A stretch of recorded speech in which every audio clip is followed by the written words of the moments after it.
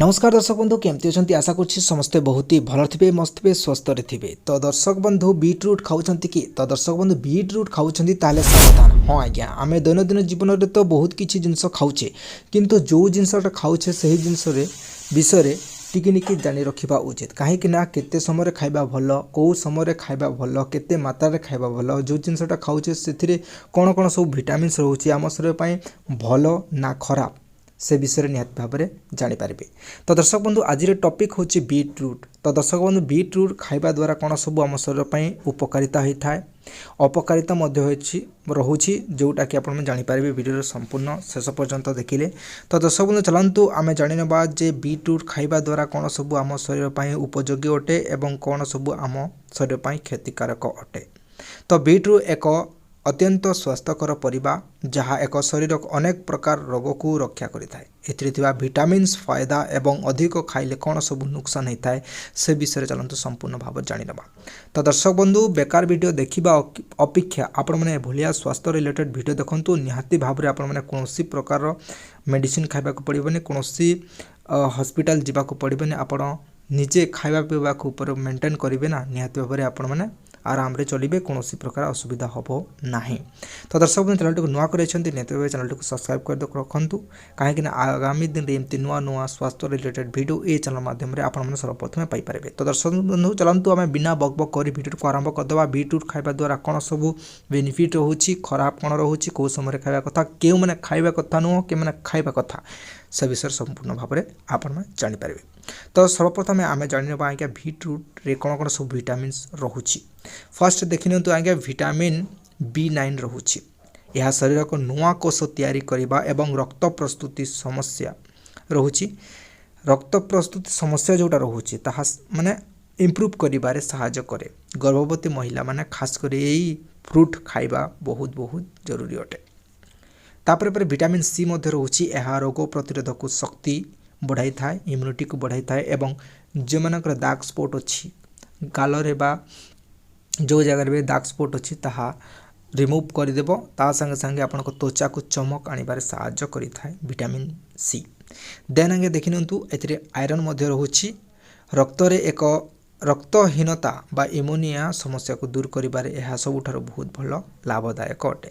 Potassium एवं magnesium मध्य रोचे जहाँ हृदय को सुस्थ रखा एवं ब्लड प्रेशर नियंत्रण करिबारे सहायता करिथाए। आज्ञा एबे जानिगले एई सबु रोचे जोटा कि पोषक तत्व एवं विटामिन आपण जानिगले। वर्तमान जानिने आज्ञा बीट्रुट खाइबा द्वारा कौन कौन सब आम शरीर उपयोगी अटे फायदामंद अटे से विषय जानिबा। फर्स्ट है देखि नियंतु रक्त वृद्धि करे। मन रखु जदि आपणकर हिमोग्लोबिन कम अच्छी तेबे बीट्रुट बा बीट जूस माने सलाड माध्यम खाईपारे बीट जूस करके खाईपारे आप कंचा चाबी खाईपारे जद्वारा कि शरीर में रक्त शीघ्र बढ़ी थाए। मन रखु जो मानकर रक्त समस्या अच्छी जो मानकर ब्लड डोनेट कर बीट्रुट खाइबा आरंभ कर दिंतु निहाती भाव में 15 दिन भितर आपणकर ब्लड ठीक ठाक भाव में आगामी माने लेवल को पलि आसिबो। तापर देखि नियंतु आज्ञा जोटा कि हार्ट अटैक एवं कोलेस्ट्रोल को रक्षा करिबार सहायता करिथाए। यह रक्त नली को माने प्रसारित करी रक्तचाप कमाई थाए जद्वारा कि हृदघात आशंका ठारू कमाई थाए। आज्ञा मन रखु तापर आहुरी किछिटा रोचे जोटा कि लिवर एवं कैंसर मध्य रक्षा करिथाए। एथिरे थिबा एंटीऑक्सीडेंट लिवर को सफा रखे एवं कैंसर कोष माने आपणकर कैंसर होगा संभावना मध्य रोचे जहाँ कमाइबारे सहायक करिथाए। तापर पर स्टामिना मध्य बढ़ाई थाए। व्यायाम बा काम करने पूर्व यार जूस पीले शरीर में कमी थाए माने थकान आपन को कमी जीव केबे भी आपन थकान महसूस करेंगे ना प्रचुर परिमाण शक्ति मिली थाए। तापर पर हजम प्रक्रिया को मध्य बहुत भल करिथाए। आज्ञा एथिरे थिबा भरपूर परिमाण रे फाइबर थिबारु एक कोष्ठकाठिन्य समस्या ठारू दूर करिथाए एवं पेट सफा रखिबारे सहायता करिथाए। एबे जानिगले जे ए बीट्रुट खाइबा द्वारा कौन कौन सबू आम शरीर पर फायदा रोचे। देन देख नियंतु भल जिनस अच्छी माने खराब जिनस अच्छी से बीट्रुट खाइबा द्वारा खराब माने इफेक्ट पड़ पारे जोटा कि साइड इफेक्ट कह जाए। तो बीट्रुट खाइबा द्वारा कौन सब नुकसान हम आम शरीर से विषय टिके जानिबा। तो दर्शक बंधु किडनी स्टोन बीट्रुट रे एक्सालेट अधिक थाए तेणु जो मानकर किडनी रे पथर समस्या अच्छी से माने एहाकू खाइबा उचित नुह। तो दर्शक बंधु बीटरूट खाइबा द्वारा आहुरी किछिटा साइड इफेक्ट रोचे जोटा कि अधिक बीटरूट खाइले परिस्रा बा मलर रंग लाल किंबा गोलापी देखा जाई पारे।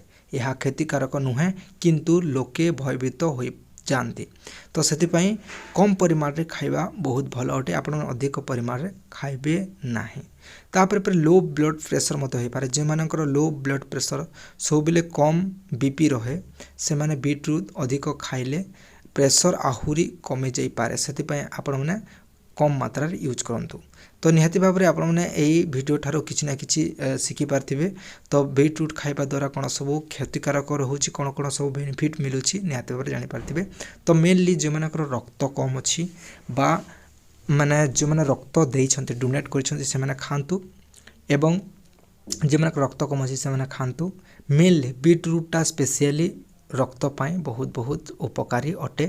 तो मेनली एटी वीडियो माध्यम आपण मानक मु सजेस्ट करी जे गर्भवती महिला माने जो मानकर ब्लड कम थाए से माने एई बीटरूट खाइबा द्वारा से मानकर ब्लड लेवल आहुरी बहुत भल भाव में मेंटेन होकी रहिबो।